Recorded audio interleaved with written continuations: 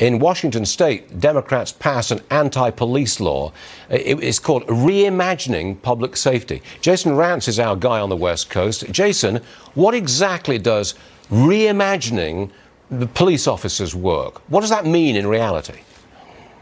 Well, in reality, it means public safety is no longer considered an important issue for the Democrats who are passing these laws. Public safety has taken a considerable hit, and when they've decided to reimagine policing, they ended up taking a lot of tools away from officers to use out in the field, which didn't just make their jobs more dangerous, but of course, it meant that there was this sort of emboldened group of criminals who have decided to take advantage because they know they're not going to get punished, nor will they likely get even arrested and booked. We had a recent incident just the other day, it was about a week and a half ago, in which there was a man who was armed with a knife and a machete trying to break into someone's home.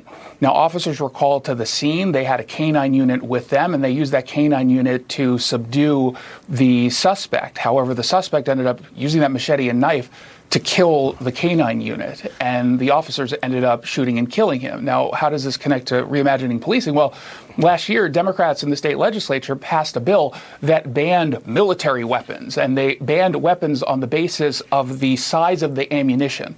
But what they didn't think to ask an officer and law enforcement officials was, are you actually covering now in this ban non-lethal weapons? And it did. So technically, according to the law, 40-millimeter sponge-tipped rounds could not be used, even though that's considered to be non-lethal. So they didn't even need to use the canine had we not had this law on the books. They really don't know what they're doing. They don't. Let's turn to the schools for a second. They really don't. Because Democrats are pushing for more funding to reopen schools. Watch this, please. Roll it. You can't just say our schools must stay open. If you don't vote to provide additional resources, schools need to do so. Hold on a minute. What about the $129 billion of taxpayer money that the schools already got? Where's it go? Yeah, thank you, Senator Murray. I mean, this might be the reason why her polls are doing so poorly right now in Washington state. It is. We've been doing these stories for a while now, where something clearly is a truth, and yet Democrats pretend it's not. So now we're going to pretend that we didn't give a boatload of money to schools for the very purpose of staying open should there be another surge. At the exact same time, regardless of the surge, we know that COVID doesn't impact kids the same way.